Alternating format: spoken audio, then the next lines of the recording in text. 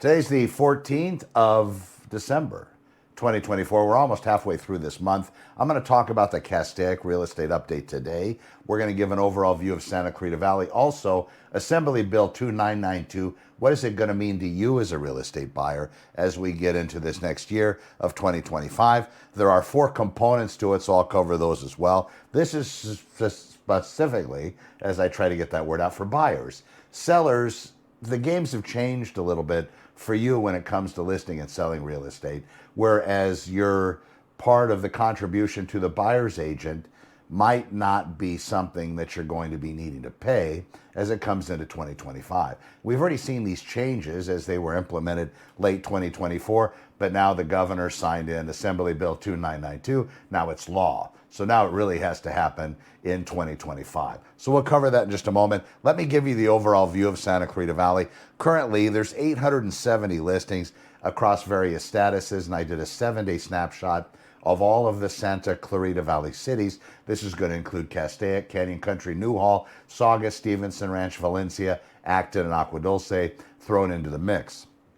Today's the Castaic specific update, but let's look at this. So of those, that average list price is at just over 900 grand, 904 average days of 61 on the market before properties actually finished escrow. And if you look at that time frame is 45 days, 30 to 45 days in escrow. So that 61 usually shows somewhere between 15 and 20 on average before they actually get into escrow and finish. Now, median price right now is $825,000 of these listings in that list. 495 current actives all across Santa Clarita Valley. They price ranges between 160 grand and $5,100,000. Average price $918,710. Average of those properties 68 days on the market currently. We have 7 coming soon listings as well. Closed sales this past 7 days, 38 have actually finished, and those price ranges for all of Santa Clarita running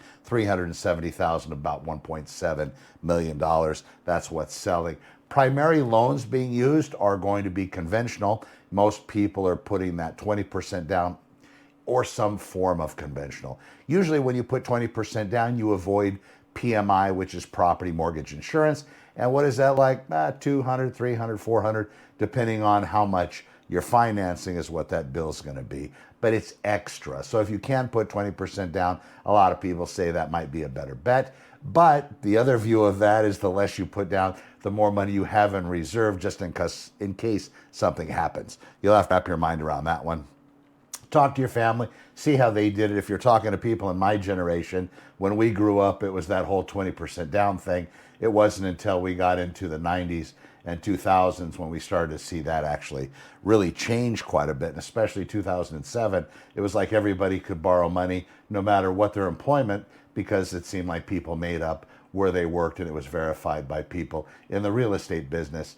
Figure that. Crazy. All right, so let's look at Castaic, particularly looking at those numbers. We're seeing those listings in Castaic coming to such a point where very few listings are on the market. Right now, if we look at Valverde, which is out there in Castaic as well, we have an average of $441.26 per square feet. And most of these houses are built in the 90s and early 2000s. Also, Castaic is something to look at with regard to the lake. There is a lake there, so people that want to fish and boat, they have that as a local resource out in Castaic, California. But Castaic, like the rest of Santa Clarita, is moving at a quick pace.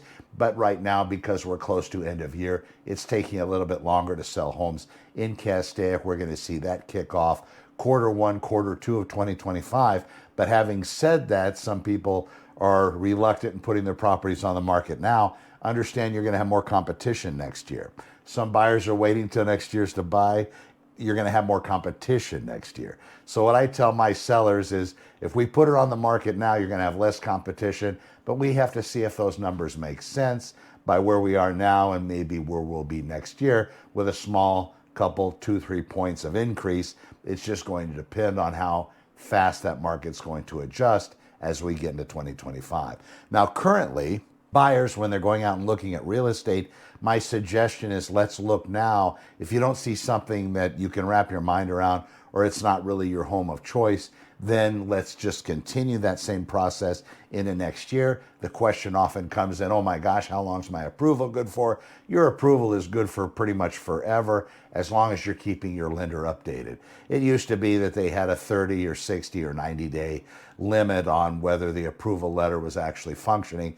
Now people are really in contact with their lenders, not like before where it was basically a phone call to somebody you never met.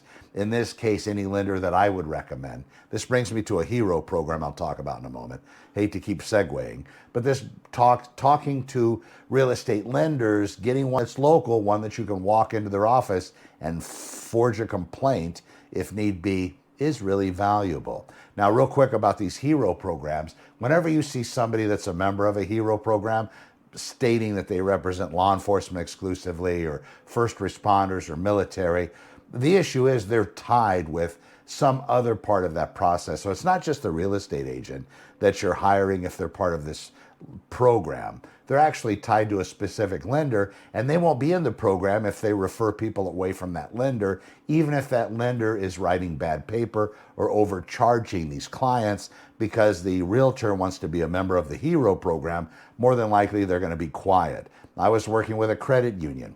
They had a particular thing in place for real estate that was an advantage type program. I don't remember what it was called, but I had to pull away because they weren't the best deal for my client. Go figure. But I kicked that to the curb, and now I'm no longer a member of that program. If you're using these hero programs, heroes, loans, heroes, all of these sorts of things, just be wary. Look at the numbers and make sure you're getting a good deal. Let's talk about Assembly Bill 2992. 4 things. So as of January, there's going to be a mandatory buyer-broker agreement. You're going to have to sign something before you look at real estate at some point in the looking process. Most agents, if they're smart, they're going to do it up front before they show property one.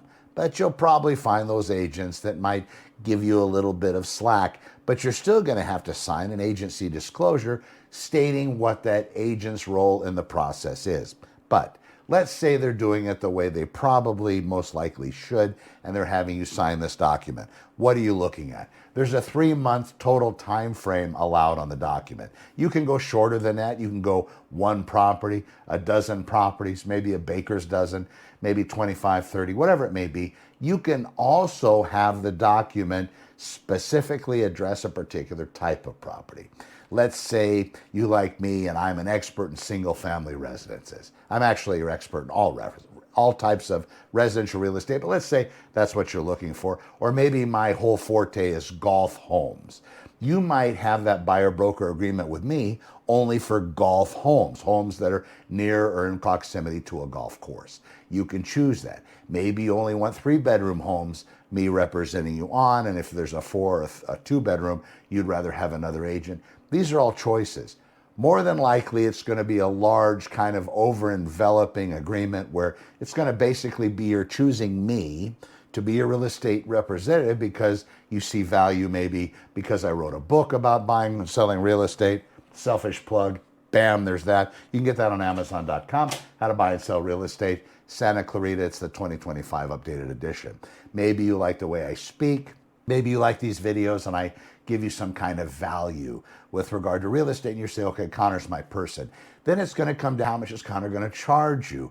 That's going to be important to know because if I'm trying to hit every single payment that I need for the next year with my own finances and I overcharge you, that document gets sent over to the seller. And let's say we're trying to ask the seller to pay that fee to me.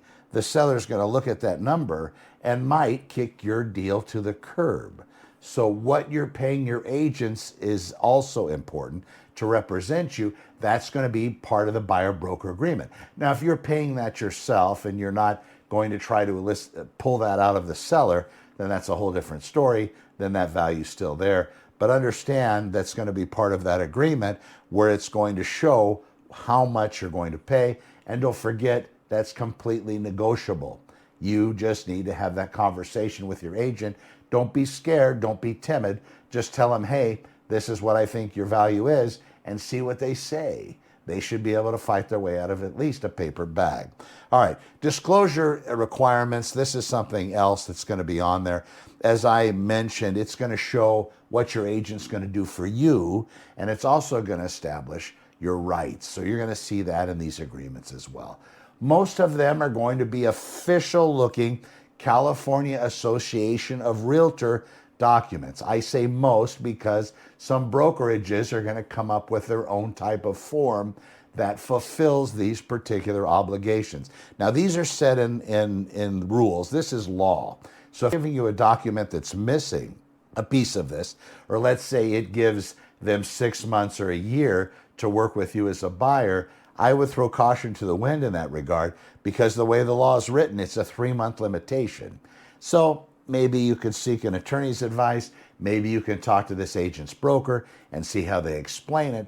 But when they do explain it and say how they're able to go above and beyond the law, then I would follow up an email and say, hey, Jack, I know we just talked about the buyer-broker agreement. I know that you have it in place for in excess of 90 days. I know you explained it to me, but just so I understand, will you send me an email, please, that gives me an idea of what you explained to me, just so I can have it?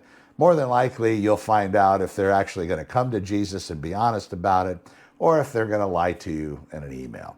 Just be wary of that. Protect yourselves as buyers. Look for the value that your agent conveys. Find out what they're doing online. Are they busy posting all their vacation pictures in Maui, or are they actually working in the trenches in real estate, trying to give the best value by empowering and educating the real estate clients? I'm Connor with Honor. Santa Clarita Open Houses is my website. Check it out. You'll see all the active inventory there. You'll see the book there. You'll see my blog there. I do these shows daily. I also upload all the data into the blog so you can come back and see about these numbers of which I speak. I'm Connor with Honor. Have a fantastic weekend, and we will see you next week coming up on Christmas. I think, what's that, 10 or 11 days left to shop.